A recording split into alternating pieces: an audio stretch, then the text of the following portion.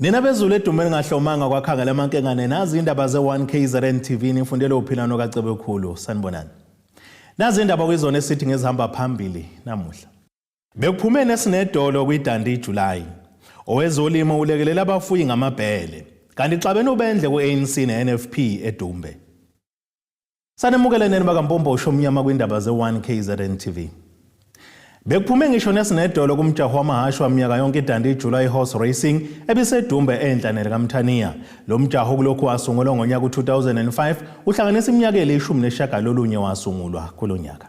Igcwale phama kwavalwa ngumuntu inkundla yamahashi eDandi.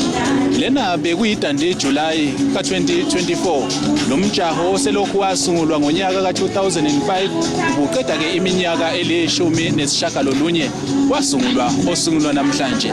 Abantu abaye bahlomule kulokhu osomabhizinisi ke abasathuthuka ikakhulukazi nalabo abanezindawo zokulala ama-guest house.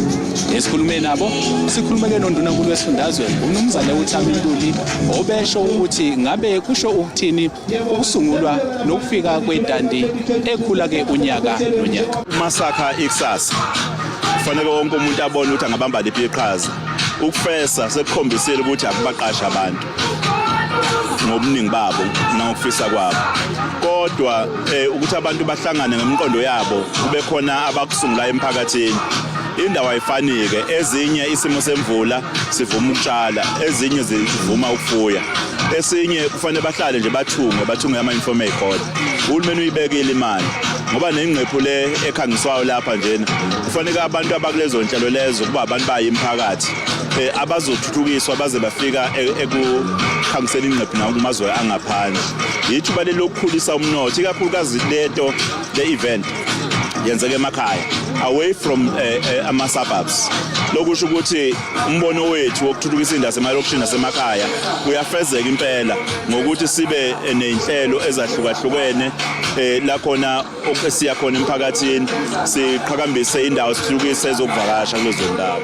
Sibe sesikhuluma ke nabo ke osomabhizinisi nabo ke abashoyo ukuthi belithakasela lolu suku ngoba lushiya ke amakhikhi abo equmbile kunezinye izinsuku ezijwayelekile. Business entrepreneurs, and we like to thank our municipality, our Endumeni.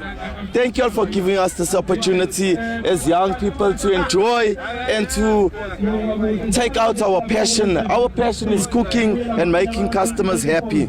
It makes us very happy to have customers and share our culture. Siyathokoza ngoba namhlanje eDandi kumnandi. Sanibonga bafowethu ukuthi nize kithi. It's such a wonderful day. Njengoba silana sijabulile sonke size lana sothokoza sobukela umjaho wamahashi sifuna ukubona ukuthi obaba bazophumelela kunamahashi vele swagadile ukuthi azophumelela swathembayo. Njengoba silana so supporta ama local business, like we're giving back to the community, so it's part of it.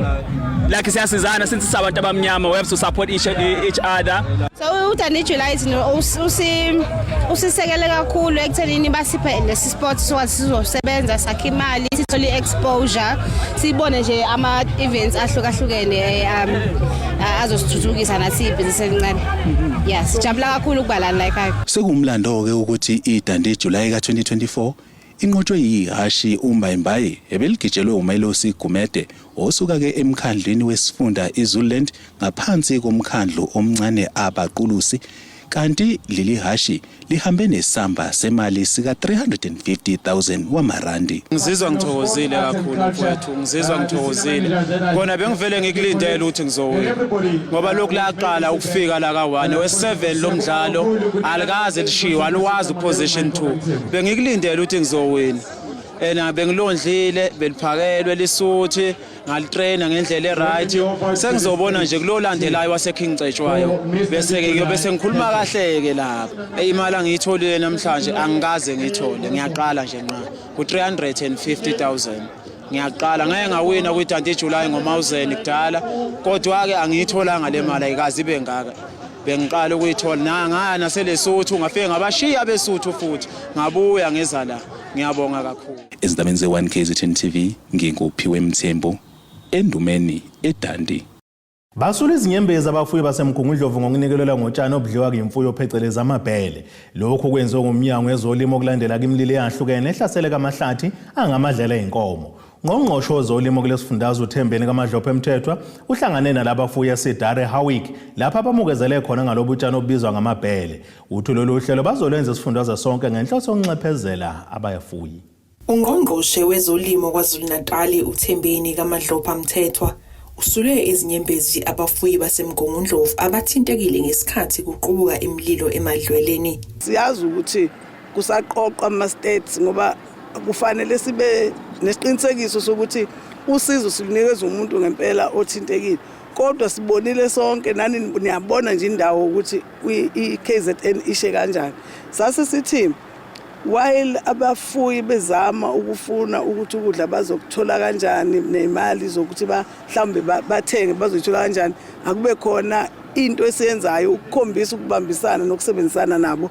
Sase siphuma ke sithenga sithatha kwesinako ukuhlangabezana nabafuyi. Sase sibanikeza ke sithe sizobanikeza almost onke ama districts affected njengoba besiqala kizo lisitho la ukuthi kuzokwenzeka imoto njengoba ngikhuluma ziya deliver all over. uMadlophe Mthethwa uthi abafuyi bayakwazi ukubaluleka kwatshani ngakho abakwazi ukuqala umlilo emadlelweni. Ngiyafisa ukusho ukuthi abantu abashisayo kubona abafuyi ngoba abafuyi bayazi ukuthi ukushisa utshani sukushisela omnye umuntu imali yakhe. Kodwa abantu abashisayo abantu abababudedengu kwesinye isikhathi ababhema balahle ingqamu zikagwayi benganakekeli. Kwesinye isikhathi kube abantu abathi bayokhipha inyosi bengabe besacisha umlilo. Kwesinye isikhathi umlilo uphunyuke kubantu abasuke bethi bazama ukushisa eduze kwemizi yabo igcine ke imililo iphuyuka. Ngiyafisa mina ukuthi wonke umuntu akabe responsible, wonke umuntu uma ngabe kuphunyukela umlilo phuma kodwa uphume umemezela abantu bekusize. Siyafisa ukuxwayisa abantu ukuthi isikhathi esibhekane naso akushi kuphela utshani kulimala imfuyo kodwa kwesinye isikhathi kulimala ngisho abantu, kulimala imizi. Ngakho kusemqoka ukuthi especially kulenyanga uJuly uAugust bake beme ukushisa umlilo. Kanti uMadlophe Mthethwa uphinde wakuveza ukuthi basazodlulela nakwezinye izifunda beqhuba lolu hlelo. Ezindabeni ze1KZN TV ku-Ayanda Dube ngisesidara eHowick. Unobhala we-ANC kwisifunda iMzala Nxumalo uNtokozo Nxumalo uthi kamenemeneze ngomeya waseDumbe uSibusiso Mkhabela amsole ngokuthi bavalela ngaphandle kuhle kwenyongo yenyathi kuyinhlelo zomkhandle kubeni kuyi-ANC eyabasiza ukuze bakwazi ukuphatha lo mkhandlo.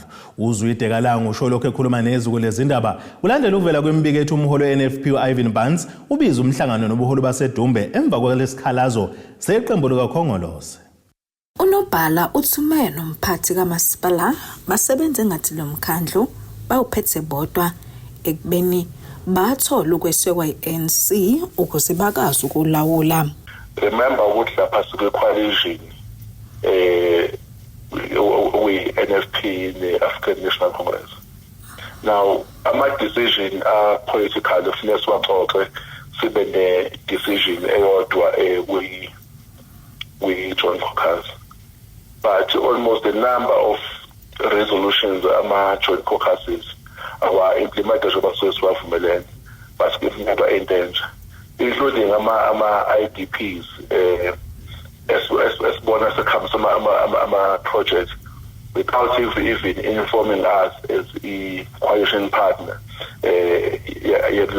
yakuloya mkhandlu. In fact umeya wakhona ufuna ukusebenza njenge-executive mayor and futhi owine ngo-50+1 kanti sikwi-coalition lapha.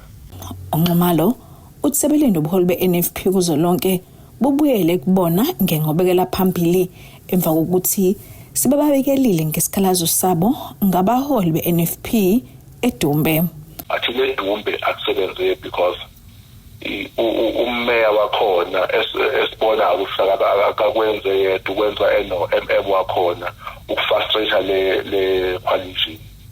Wasethi no ucela ukuthi simbhale sihlale phansi sicela bane meeting. Then we requested the meeting nabo formally with ama officials ethu in the region sahlala phansi sadiscuss ama-matters.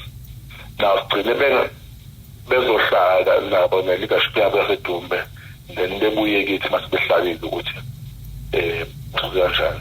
Ethintwa umeya uSibusiso Mkhabela uthe kamethuso kushiwo i-ANC ngoba zonke izinhlelo zomkhandlu zikhulunywa ziphinde iphasiswe emhlanganweni yomkhandlu esuke ihlanganisa wonke amakhansela. Godebo Sibisi wezindaba ze1KZN TV kuChannel 261. Ake siyetolene nebeselo sobuye sibuye nezinye zindaba.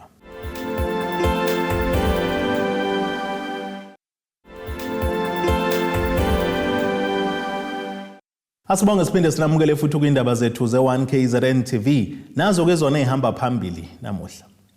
Bekuphume nesinedolo kwidandi July. Owezolimo ulekelela abafuyi ngamabhele kanti xabene ubendle ku-ANC ne-NFP eDumbe. Inhlangano yabangcwabi Funeral Directors Association of South Africa kafushane FUDASA ithi nethemba lokuthi ubuholo bayo obusha buzobhekana nezingqinamba ezihaqekele emboni. Basho kanjena ngesikhathi kubanjwe inkonzo yokukhethwa kobuholo eGolden Horse Casino eMkungundlovu maphata nesifundazwe. Umengameli lenhlangano uqoki ubonge Mhlongo uthi kuningi abafuna ukubhekana nakho ngqo njengokucubungula ukuthi bangenza kanjani ukuthi bazakhele bona zonke izinto zalemboni ngaphandle kokwethembela kwezinye inhlaka. Umengameli omusha wenhlangano yabangcwabi iFUDASA ubonge Mhlongo uthi bafuna ukuguqula isimo semboni yabo ukuze osomabhizinisi bezozuza kahle. Usho kanje kwinkonzo yokukhetho kobuholi. I-industry yethu is a multi-billion industry. Kodwa ayikwazi ayikho ezingeni whereby ama-members are benefiting out of that. So one of the key visions ukuthi we want to be involved with value chain of the industry. In other words, sifuna kuba involved with value chain.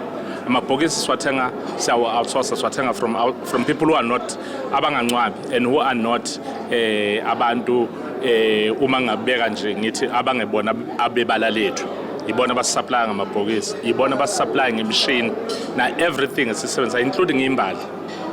So into sifuna ukuconcentrate kakhulu ukuthi we want to be involved in that value chain so that at least i-benefit ikwazi ukubuya back to the members. That's when the members will be able to grow in their businesses. Amalunga alenhlangano athi kade alindela lolu suku. Sijabule kakhulu ukuthi usuku kade sinalo namhlanje because bese kwesikhathi eside silindele ukuthi lifikele lesuku ukuthi ubaba uMhlongo agcotshwe njengopresident weFUDASA. So ngiyacabanga ukuthi lene wonke umuntu ujabulile njengoba nanizibonele. Namhlanje I'm a happy person. Ngijabule ngendlela isimangaliso ukuthi this day ekade sesilifisile lokugcotshwa kumongameli wenhlangano yethu uFUDASA ubaba uMhlongo seluze lafika. Futhi lube impumelelo nendlela isimangaliso. I'm just a happy person. Usibiya uthi abangcwabi kumele babe nobuntu. Into esiyilindele kakhulu even nama remarks from upresident eshilo. Kuyabalekile ukuthi njenga namanje we must step up. Uma ngithi step up kufuna nomsebenzi wethu ukhule sikwazi ukukhulisa. Sikhulisa kanjani umsebenzi wokungcwaba? Ukuthi sithanda abantu.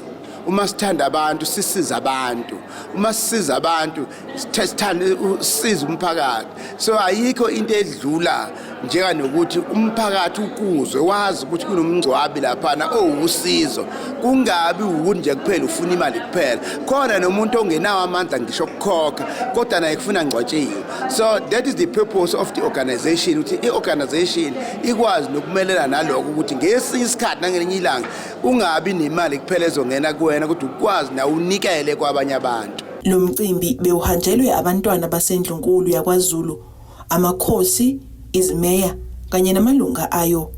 Ezindabeni ze1KZN TV ku-Ayanda Dube kuseMgungundlovu. Isalokhu iqhubeka njalo noba inkinga indaba enhle echithekelo lwandle endaweni eziningi kanti ilungu lomphakathi waseMagate ogwini oseningizimu nesifundazwe kwaZulu Natal likhala ngendle kechithekelo lwandle laleli idolobha. Ngokusho kaGeraldine Muache uthi lena akuyona inkinga yamanje kodwa yaqala eminyakeni eli14 edlule. Ekhuluma neziko le indaba uthi le nkinga yenze balalihlelwa zivakashi ebehambela leli idolobha ngenxa yongalungiswa kwalendle echithekela olwandle. Isakhamuzi saseMargate ogwini oluseningizimu nesifundazwe KwaZulu-Natal sithi indlela eyafakwa ngayo ingqalasizinda ethutha indle uMasipala ugu ichithelo lwandle nokubulala imvelo. Uthi lena inkinga yaqala eminyakeni eyishumi yedlule. An issue that we've had at the South Coast for approximately the last 14 years, which has not been repaired. Water and sanitation, the sewage running into the oceans, which causes a big concern, not only with our human beings having to take in this water, which is contaminated or not pure enough to consume, causing illnesses, causing deaths, causing destruction in the spiritual realm, where we disconnect from God because we are disrespecting his creation. We are disrespecting his holy water. Indeed, I am referring to the infrastructure and the man-made plan as to where the sewage should run to or end up from the overflow of the sewage plants. We need to get to the plan and see the plan. What has happened?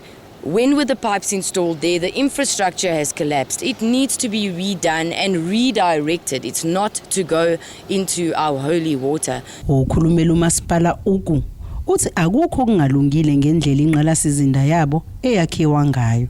Empeleni ngicishe bonke oMasipala ingqalasizinda yabo yakhiwe ngendlela yokuthi bachithele emfuleni okanye olwandle. Uma ubuka ama designs ama water treatment works across the country wonke uma bewakha akhelwa kona ngasezindaweni ezingasemfuleni nezingase lokhuzana ngoba kusuke kwenzelwa uma kwenzeka inhlekelele ukuthi kukwazi ukuthi isheshe kukwazi ukuthi kucontaineke ngendlela.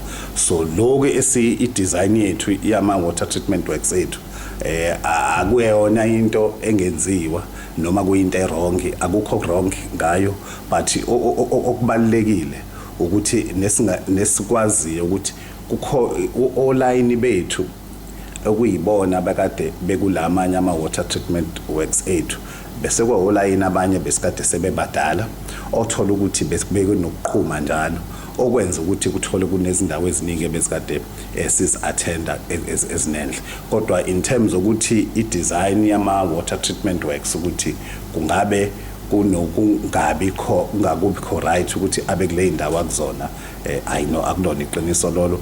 And uma ubheka nje usibheka kuyo yonke indawo ngisho especially kwi district yethu ngisho ngaya kwamanye omasipala uzowabona ama water treatment works wawo ukuthi ama location adesignwe ukuthi abe mama kuphi. Isazi sezemvelo eNyuvesi yaSongoye sithi omasipala bayakwenza lokho kodwa kubalekile ukuthi benza ngendlela efanele engabulali imvelo. It's true that izinto esikhiqizayo njengabantu ezimfucuza sibiza ngewaste ekugcineni nokuhamba kwesikhathi kumele zidisposewe somewhere.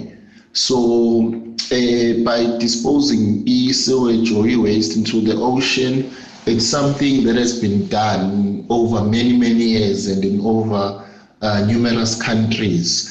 Into esiguqukile ama-treatment strategies ayo le sewage or le waste ukuthi senza kanjani ukuthi sehlisa izinga lokuthi ingabulali i-ecosystem yolwandle, ingabulali ne-habitat yolwandle.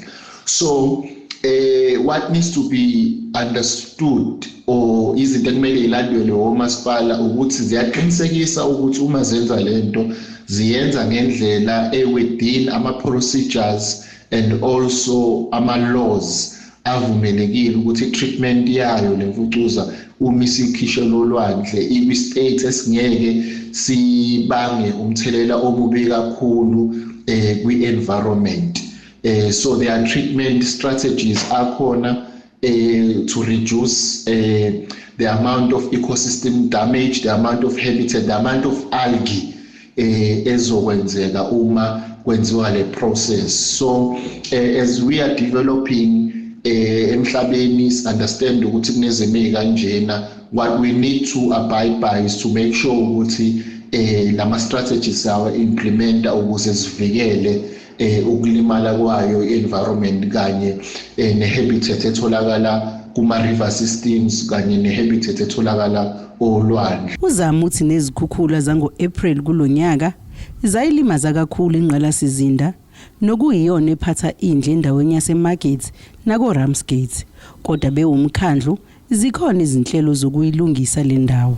Kuzokhumbuleka ukuthi enyangeni ka-April kube khona izikhukhula bezikade zikhona, and lezo zikhukhula zigcine zilimaza ingqalasizinda yethu okuyiyona ephatha indle kulezi zindawo lapho khona kulimale ama-pump stations ethu okuyiko okugcina sekwenza ukuthi ukunakelekeleka kwendle ekuyiyona yale mphakathi elapha endaweni zaseMarket igcina isiputshukela ezindaweni ekufanele ngaba iputshukeli kuzona. So umkhandlu ke kusukela ngaso leso sikhathi ngo-April bese sisiqalile izinhlelo zokuthi silungise le ndawo. Sikhuluma nje kumanje sesiqalile sesiqedile ukulungisa i-pump station yethu ku-pump station 3A okuyiyona elapha yangasenkongweni river, la ekuyiyona ekwazi ukuthi ithwale umthamo wendle okuyiyona oqhamuka kwizindawo zaseMarket. Sikwenzile lokho bese sisitshele ukuthi lo msebenzi sizokwazi ukuthi siwuqede ngesikhathi ebesikade sizinikeze sona, kodwa sithema sesibheka sabona ukuthi umonakalo obukade wenzekile mkhulu kakhulu ukuthi besingakwazi ukuthi siwuqede ngalesikhathi besikade sisihlelele sona. Esephetha uthi bebezitshela ukuthi lo msebenzi bazokwazi ukuqeda ngesikhathi, kodwa kwaba nezingqinamba. Sisitshele ukuthi lo msebenzi sizokwazi ukuthi siwuqede ngesikhathi ebesikade sizinikeze sona, kodwa sithema sesibheka sabona ukuthi umonakalo obukade wenzekile mkhulu kakhulu ukuthi besingakwazi ukuthi siwuqede ngalesikhathi besikade sisihlelele sona. Engaleyo ndlela njoba sazi ukuthi uma imvula ngendlela elimaze ngayo inqalasizinda ilimaze ngisho amapayipi kuyiwona athwala indle. Kumanje nje bengade ngikhuluma noengineer bebeka ukuthi kumanje enye yengqinamba esibhekene nazo ukuthi ezinye zezinto zama mechanical components kuyiwona afanele siwasebenzise ekutheni silungise lesa simo akakatholakali kuma suppliers. Silindele ukuthi ke njengoba kuzophela isonto zibe sesifike zonke ama material okuyiwona sokwazi ukuthi silungise lapha. Msho umphakathi uyabona umsebenzi owenzakalayo especially lapha eMarket kusukela kushona enzansi. Uma uyale enzansi ku umgaqo lo yangaka se-VW sesiqalile ukwakha khona even ama-chambers ethu asakhiwe, sekusele nje kancane ukuthi sikwazi ukuthi sicontaine yonke even nokuputshuka kwendle. Lo mbiko benwethulo lo Zamando Sicele wezindaba ze1KZN TV ngiseMarket. Umasipala waseMhlathuze enyakatho KwaZulu-Natal ubamba umcimbi onobuhle obusingatho kwesibili kulonyaka. Lo mcimbi obubanjelwe edolobheni laseMpangeni enyakatho nesifundazwe saKwaZulu-Natal buhanjelwe nayimeya lomasipala uXolani Ngwezi. Kubanjwe umcimbi wonobuhle eMhlathuze eMpangeni Town Hall enyakatho neLikamthaniya. Lo mcimbi bengukuqhakambisa amakhono abantu abasha bephinde bethole neziyalo njengabantu abasha. Ever since uMhlathuze ukwazile ukuthi uvulele abantu abasha ithuba elihle kangaka lokuthi bebe ama-contestant kulo mcimbi lokwenza ukuthi be-showcase ithalente labo, engaba elokukhuluma kube ngaba elokuthi be-share ama-views abo ukuthi bacabanga kanjani when it comes to i-pageant nanokuthi izinto esibhekana nazo bona ba-counter-acta kanjani ngozi. So that is why ngithi mina it's a great exposure for abantu abasha so that bezokwazi ukuthi yonke into abayenzayo abayenzeli manje kodwa nathi thina sisuke sibukele sihleli phansi siyakhona ukuza ukuthi izinto ekanje esibhekana nazo sizilwa kanjani nasendleleni nanokuthi ke linikeza abantu abasha ithuba elisha lokuthi bekhona ukuthi bethole uxhaso kwezinye zezinto ezitholayo after usucontestile wawina. Umoya waseMhlathuze uXolani Ngwezi uveze ukuthi laba abaphumelelile kulomncintiswano bazuze umkomelo ka10,000. Laba ke abakwazi ukunqoba kulomncintiswano bazodlulela kwesinye isigaba. Siyathokoza kakhulu ukubona ukuthi intsha yethu eMhlathuze izethembe kangaka. Uma kusuka kulesi sigaba sekuwiniwe kwahlonyeliswa namhlanje imali up to 10,000 rand number 1 both kubafana nasemantombazaneni. bazodlulela esigabeni sokuyocompete at the level of the district King Cetshwayo la khona esibonile ukuthi ama prizes arrangers afikelele ngisho ukuthi umuntu othole number 1 uthengelwa ngisho imoto. So umsebenzi lo oqale kakhulu ile administration engene manje ne district kanjalo ihola ubaba uMphemba iyasithokozisa kakhulu, and le district yethu inothile kakhulu ngabantu abavelele ekumodeleni ngoba siyazi ukuthi uMiss South Africa uke waphuma kule area yethu khona lapha nje eduze nasemhlathuze ngaphansi kwemfolozo umasipala. Therefore konke lokho sikubona kuumsebenzi ofanele siuxhase kakhulukazi kwentsha yethu yala emhlathuze. uXolani Ngwezi uphinde waveza ukuthi ziyaqhubeka izinhlelo zokulungisa kwezindawo ezisanenkinga yokuthola amanzi. Lapha emhlathuze njengoba sasishela ukuthi sizo-addressa iy'nkinga zamanzi masingena khona. Enye yama projects ebaluleke kakhulu kuthina ebizwa nge-15 megaliter package plant isiya ngasekupheleni nje manje silindele ukuthi cishe esikhathini esingango-October sikwazi ukuthi siyifinalize abantu bebe sebephuza amanzi. Siyaqhubeka futhi nakwi-area yaseNtambanana ukulungisa ukuthi ama-projects khona sikwazi ukuwaqedela i-bulk system siyayiqedela nokuqhinywa kwepayipi kanjalo. So-ke ngiqonda ukusho ukuthi iningi imisebenzi esiyenzayo sesakwazi ukuthuthukisa ingqalasizinda efaka amanzi from Ensezi iza iwaletha empangeni nakwaMadlebe kanjalo. Cishe abantu abahlala kulezi zindawo sebenothisele ukuthi i-pressure yamanzi isithe ukukhuphuka kakhulu ngoba ingqalasizinda siyayithuthukisa kakhulu. Izindabeni ze1 KZN TV Channel 261 ngingumabongi Mhlongo ngise-Richards Bay. Ake siphinde futhi sithi shelele etolweni nebeselo sobuye sibuye nezinye zendaba.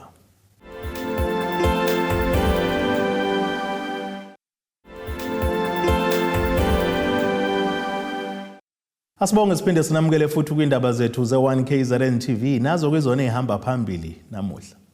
Bekuphume nesinedolo kwidandi July. Owezolimo ulekelela abafuyi ngamabhele. Kanti xabene ubendle ku-ANC ne-NFP eDumbe. Ake sibheke engosini yezomnotho.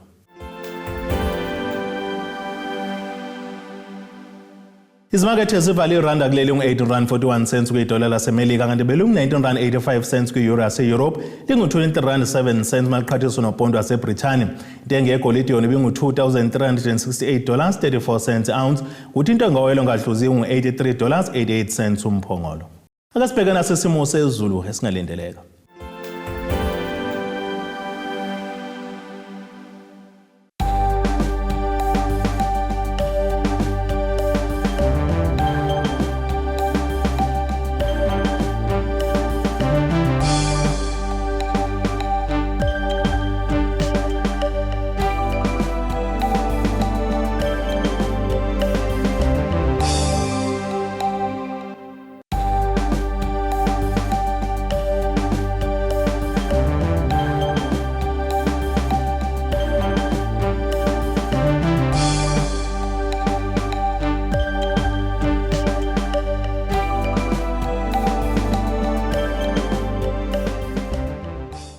Yena nabakaqamba lankomo zilahlekile zodliwa umdlebe kwasoshangano kamzimba umntana nethemba lonke le indaba sitha ixabene. Abethuli bethu bezindaba baxhaswe iThulis Bayview Bridal.